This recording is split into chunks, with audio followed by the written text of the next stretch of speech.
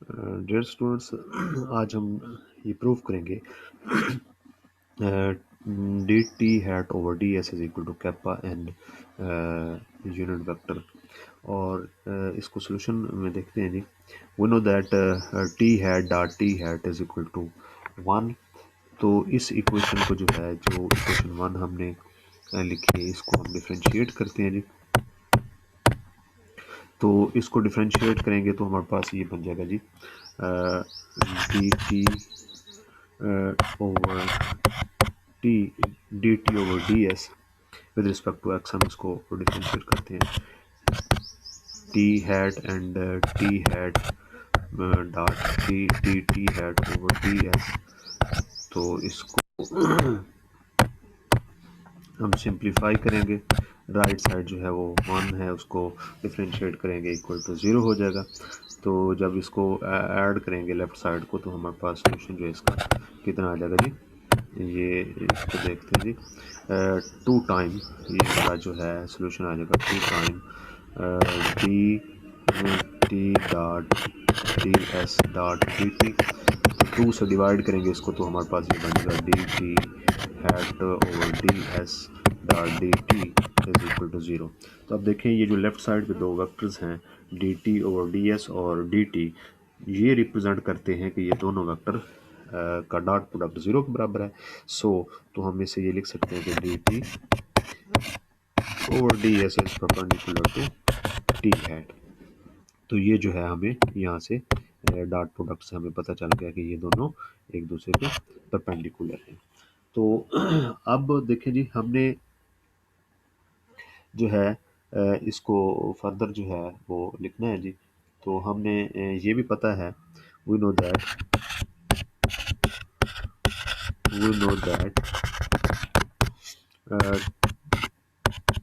Tangent unit vector जो है वो हमारे पास क्या होता है, पोजीशन वेक्टर का derivative with respect to arc length. तो इसको जो है हम डिफ्रेंशिएट करेंगे तो हमारे पास जो है सोल्यूशन किसके बराबर आ जाएगा जी। लेफ्ट साइड का डेरिवेटिव हम लेते हैं तो ये हमारे पास आ जाएगा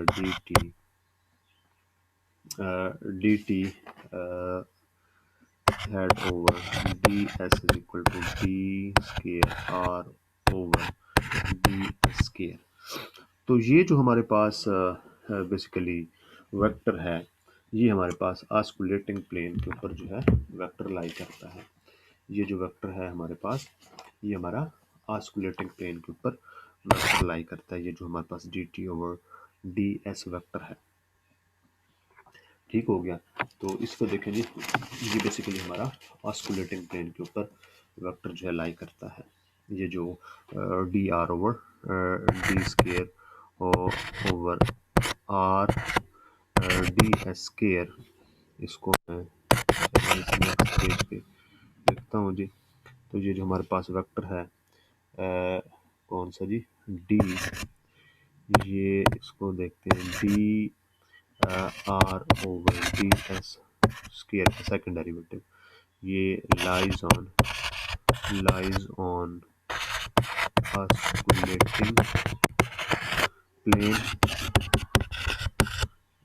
एंड सो ये जो हमारे पास है देयरफॉर ये भी हम कह सकते हैं कि ये डी स्केयर आर जो है ये हमारा किसके बराबर था, ये D T hat over D S के बराबर था। तो ये भी हमारा बेसिकली किसके ऊपर लाई करेगा, लाइज ऑन ऑस्कुलेटिंग प्लेन।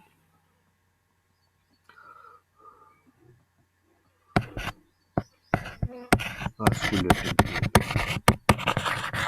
तो ये जो है हमारे पास ऑस्कुलेटिंग प्लेन के ऊपर लाई करता है।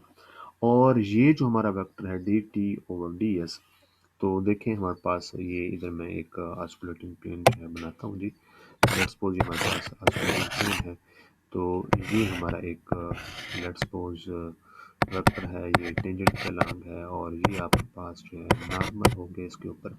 तो अभी देखें, टेंजेंट का जो है हमने डेरिवेटिव लिया है, तो हमने ये कहा कि, और ये भी हमें पता है कि जब किसी भी वेक्टर का हम डेरिवेटिव लेते हैं तो वो उस वेक्टर के ऊपर परपेंडिकुलर था, मीन्स कि टी टेंजेंट है, टेंजेंट का हम डेरिवेटिव ले लें, टेंजेंट का डेरिवेटिव ले लें इंटा आर के लिहाज से, तो ये एक दूसरे के ऊपर परपेंडिकुलर हो जाएंगे। तो अब देखें ये जो डी टी है ये ऑस्कुलेटिंग प्लेन के ऊपर है और ये इसके ऊपर परपेंडिकुलर है, तो इसका मतलब ये हुआ कि डी टी, ये फिगर से भी हम देख सकते हैं कि ये जो हमारा D T over D S होगा ये हमारा पैरेलल टू होगा किसके, एन यूनिट वेक्टर के।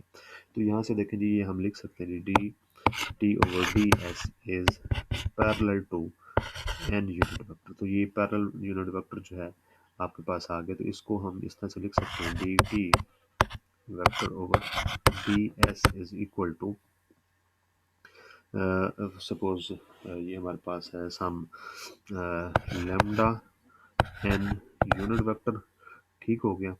तो अगर हम इसकी दोनों साइड पे हम मैग्नीट्यूड ले लें तो वो किसके बराबर आ जाएगा, d T over D S magnitude is equal to lambda unit vector magnitude.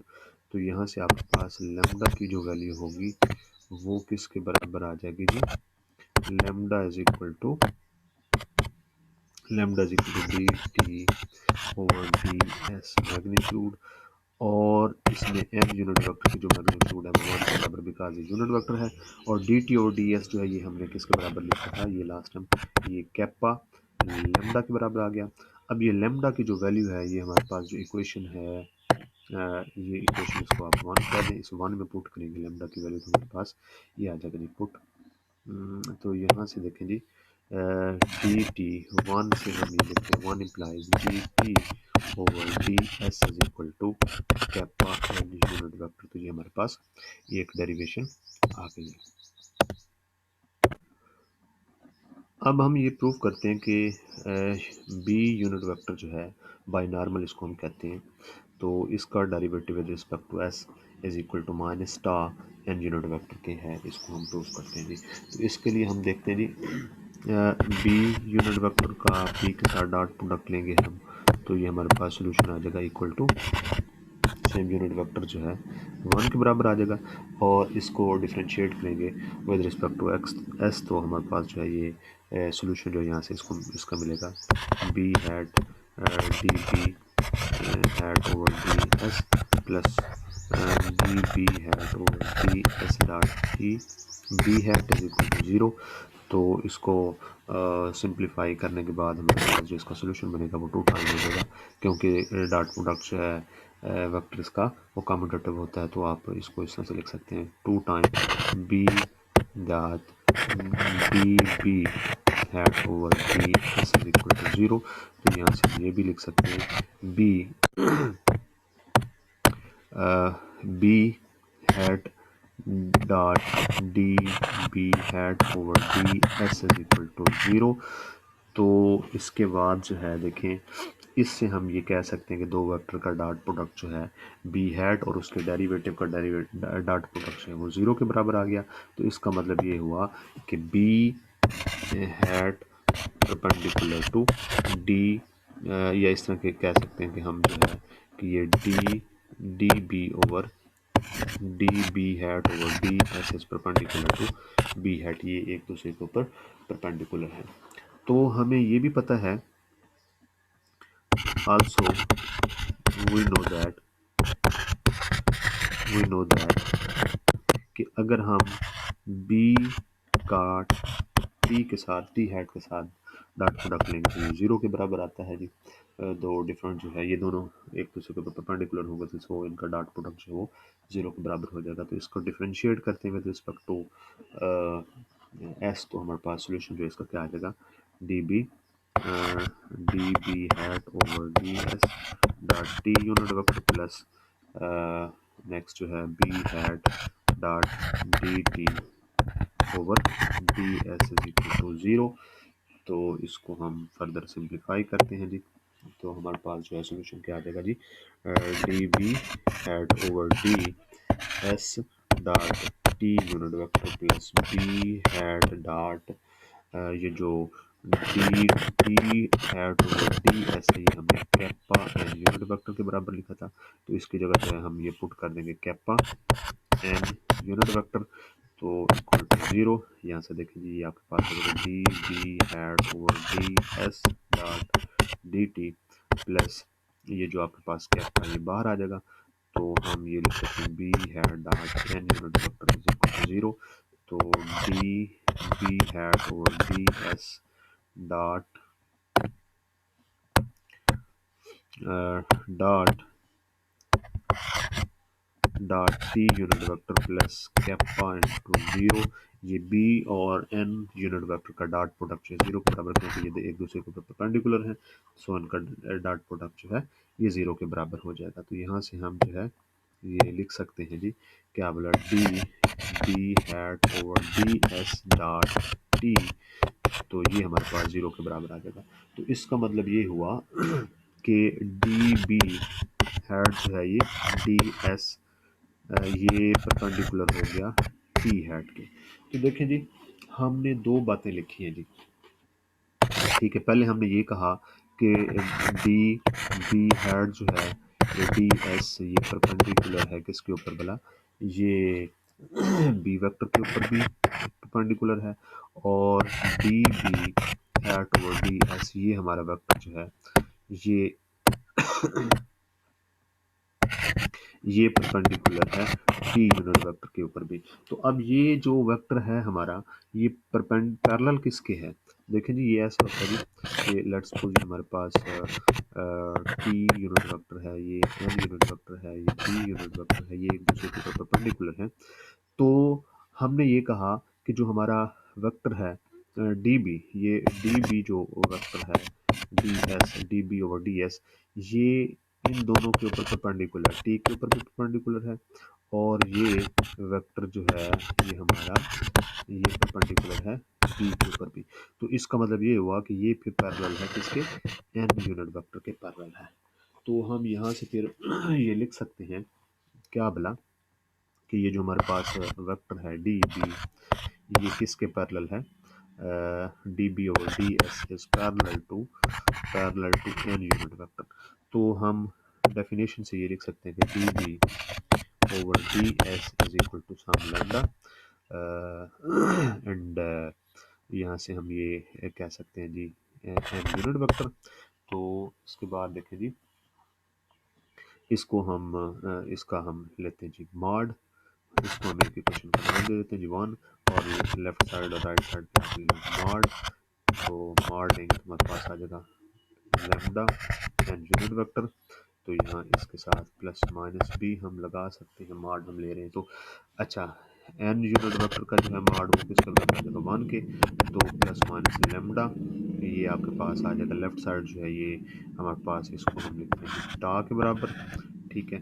तो नेक्स्ट जो है हमारे पास सोल्यूशन इसका जो आएगा उसको हम लिख सकते हैं जी क्या बोला, जो इक्वेशन 1 है इक्वेशन 1 से हम ये लिख सकते हैं जी d B hat over D S is equal to lambda की जगह जो है लेम्डा हमने वो प्लस माइनस किसके बराबर ले लिया जी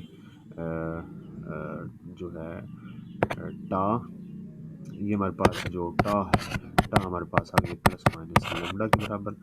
तो लेम्डा जो है इसी तरह से हम लेम्डा की वैल्यू जो है अगर लेना चाहें तो हम इससे प्लस माइनस टा भी ले सकते हैं, तो प्लस माइनस टा आपके पास आ जाएगा, और इसके साथ यूनिट वेक्टर भी एन यूनिट वेक्टर है, हमने टा की वैल्यू जो है लेम्डा की वैल्यू जो है वो पुट कर दी। तो अब देखें इसमें हम पॉजिटिव या नेगेटिव लेंगे, तो ये अकॉर्डिंग टू कन्वेंशनल लॉ, तो ये जो आपके पास जो है इसकी वैल्यू होगी d b over D s equal to minus tau n unit vector, ये हम लेंगे। इसका मतलब ये है कि हमारा जो वेक्टर है कौन सा वाला, वो जो डी बी वेक्टर है d b over D S vector है, ये हमारा वेक्टर ऐसा वेक्टर है कि जो कह लें कि ऐसे ये हमारा टेंजेंट था, ये नॉर्मल था, और ये हमारा जो है बी वेक्टर है।